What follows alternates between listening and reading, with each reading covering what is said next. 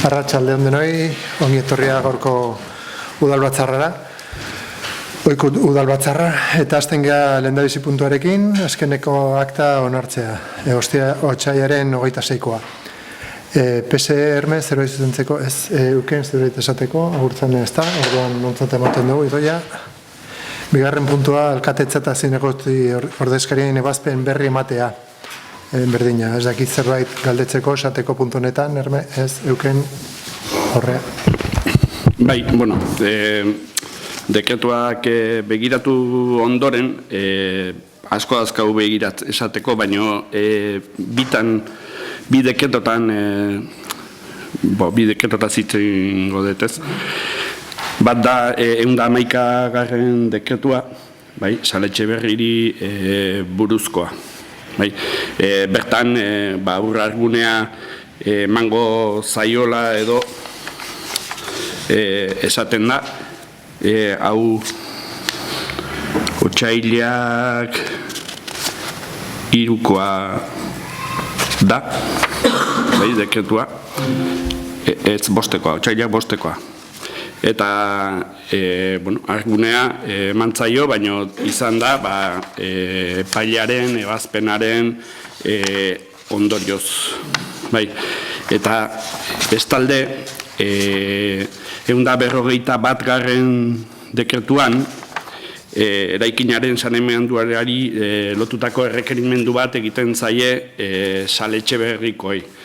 Eta dekretuan honela dio, Euskal Herriko Arkitektoen Elkargo Ofizialak 2001ko abuztuaren 2an bisatutako Saletxeberri jatetxea handitzeko apartamentuen eraikina egiteko proiektuan saneamendu sarea bereizlea izango dela eta Urbeltzen sareak zuzenean araztegi txikia duen hobi septiko batera eramango duela zehaztuta dago. Gazteei, ostatu emateko apartamentu eraikin bat eraikitzeko 2001ko abuztuaren 9ko dekretuaren bidez emandako obra lizentzia ikusita, aurkeztutako dokumentazioan aurre ikusitako eta zerrendatutako obrak baino ez ditu babesten. Udalean dagoen egikaritze proiektuan instalazio planorik ez dagoela ikusi da. Beraz, ebazten dut, Saletxeberri eta Saletxeberri jabekideen erkidegoari eskatzea 10 eguneko epean Urnietako udalean eraikinaren araztegi txikia duen hobi septikoaren ezaugarriei egoerari eta kokapenari buruzko informazio zehatza aurkezteko. Hala egin du eta sinatzen dut Jorge Segurado Iriondo alkateak. Bai, hau irakurrita galderak sortzen zaizkigu. Obra lizentzia eman zitzaien planorik aurkeztu gabe? Udal teknikariek lekua bisitatu zuten obra bat datorrela aurkeztutako proiektuarekin ikusteko? Lehen erabilerako lizentzia eman zitzaien? Zein da Saletxeberriren egoera honen ondorioz? Erantzunet ni, edo igual zuk argitzen duzu pizka bat egoera idazkaria. Azkenean 2021ko obra bat da, bere garaian bai, 2001. Bai, hori da. Barkatu. Bere garaian baimen ematen die, epaitegia kentzen die erabilera, eta ordan gelditzen da, erabilera gelditzen da, igual zuk azaldu igual beto. Bai, a ber, gainetik, bestela sakonago hor dago esperientea eta hitzein dezakegu, baina egia da 2021an jaso zuten baimena, obra baimena, eta eman zitzaien aurkeztutako proiektuaren arabera. Proiektu horretan gaur egun begiratu dugu eta ikusi dugu proiektuan bazegoela hor gorotzak edo urbeltzak eramateko aurrikusita hobi septiko bat. Horrela zegoen aurrikusita. Baina ez dauzkagu plan hori, karo, eske batzutan gertatzen da, dokumentazio guztia ez daukagula. Ez dakit bere garaian egongo zen, baina egon ginen artxiboan, begiratzen, goitik bera, Eta egia esan horren planorik ez genuen aurkitu. Normalena da planoak egotea, baina ez zeuden. Bai. Ez genuen aurkitu, bilatu genuen momentu horretan. Baina bai proiektuan aurreikusita zegoen hori. Ez dauka lehenengo erabilerarako lizentzia, eta lehenengo erabilera emateko badakizue inspekzio bat egin behar dela, eta ikusi obra hori aurkeztutako proiektuekin bat egiten duen ala ez, eta horren arabera ematen da, edo ez da ematen, edo dana dela. Etzen egin, zergatik zen eta erdibide horretan, interin horretan, egon zen, impugnazio bat egon zen, dakizuenez, Saletxe Berrin, arauak, apoak ez zuelako edo arau subsidiarioak ez zutelako onartzen etxe bizitza edo residentziasko erabilera hori. Orduan, epaile baten aginduaren bitartez, agindu batek esaten zuen ura ezin zitzaiela eman. Hori izan zen epailearen agindua, okerrez banago, bestela, karo, ne hor ez negoen papelak ikusitut. Hori da. Horrein dela 20 urte pasada. Eta aitortu zuen erabilera ezin zela izan erresidentziala. Orduan, horregaitik ez zitzaion eman lehenengo erabilerako lizentziarik ezin zitzaion eman. Zen eta epaile batek aitortu egin zuen erabilera hori residentziala ezin zela izan. Orduan, horregaitik ez dauka erabilera baimena. Hori da pizkatxo bat ezakit zerbait gehiago galdetu dezun. Bai, egia da, hori eta gero, jendea junda bizitzenan, eta epaitekera bidaltzen dute berriz eskaera ura jasotzeko. Eta horren ari buruz, sententzia aldekoa lortzen dute, eta sententzia horretan ematen digute ura emateko berriz, ura eta saneamendua. Eta horregatik ematen diogu berriz ura. Bigarren sententziaren ari buruz. Bai. Eta saneamenduaren inguruan, horregatik dekretu honetan jartzen duena horrea heltzen gea, ez? Eskatzen diegu, ikusi dugu proiektua nola dagoen, eta eskatzen diegu pizkatxo bat haiek asaltzeko nola daukaten saneamendu hori. Hori azken finean da, dekretu horren helburua edo.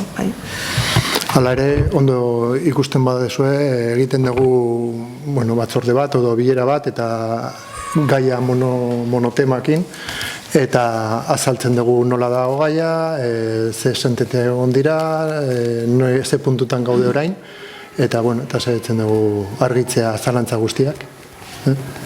Bai.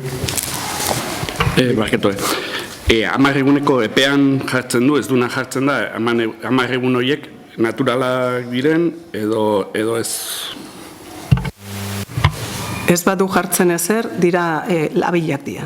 Abilak, lan egunak edo...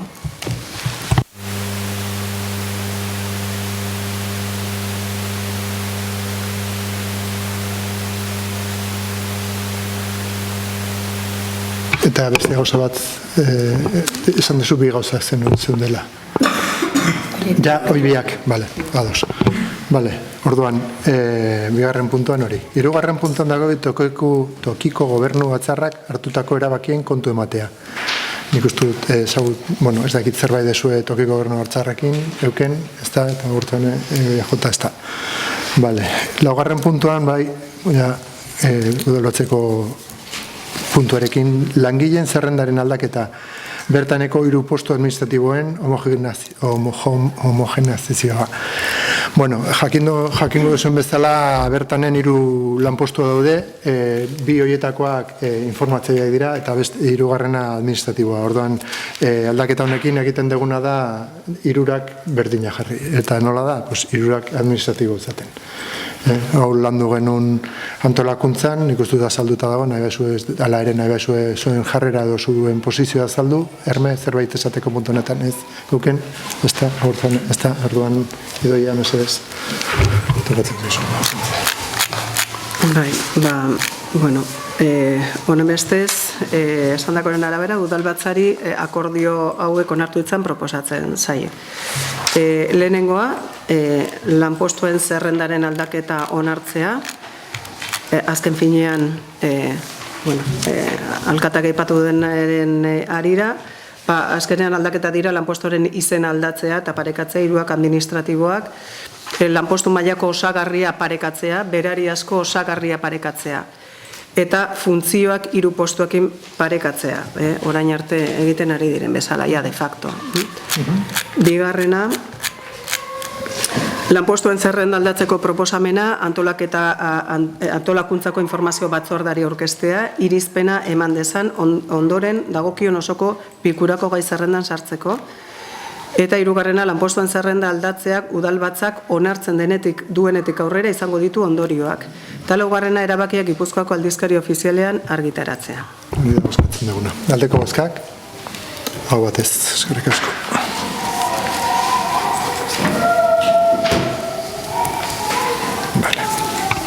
Bosgarren puntuan, eraupen luzerako zeintzako errekaldeko bizitokiak eskrituratzea eta jabetzea erregistroan inskribatzea, alkateari eskritura sinatzeko ahalmena ematea.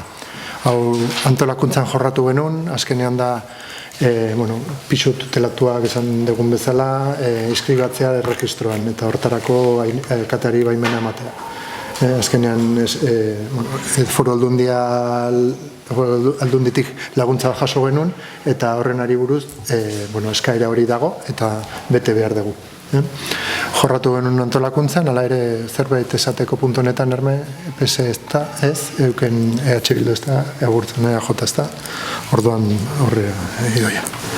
Bai, aurreko ikuseta, udalbatzari honako erabaki hau hartu dezala proposatzen zaio bakarra, alkateari ahalmena ematea Urnietako errekalde kalean iraupen luzeko zaintzarako bizitokiak sortzeko obra eskritura publikoan formalizatzeko. Aldeko bozkak, hau batez, eskerrik asko. Garren puntuan informatiboa da, baina sartu dugu urte iazko likidazioa, 2025ko aurrekontuen likidazioa.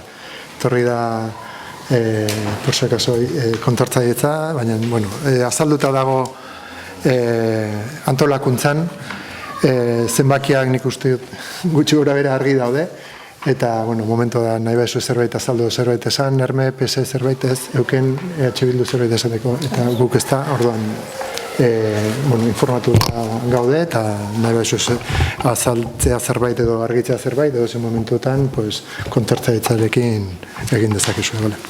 7. puntuan, galderak eta eskariak, Erme, zerbait galdetzeko edo eskatzeko PS ez, euken, ez da, EH Bildu eta guk ez da. Orduan, honekin bukatzen dugu gaurko udalbatza, eskerrik asko denoi,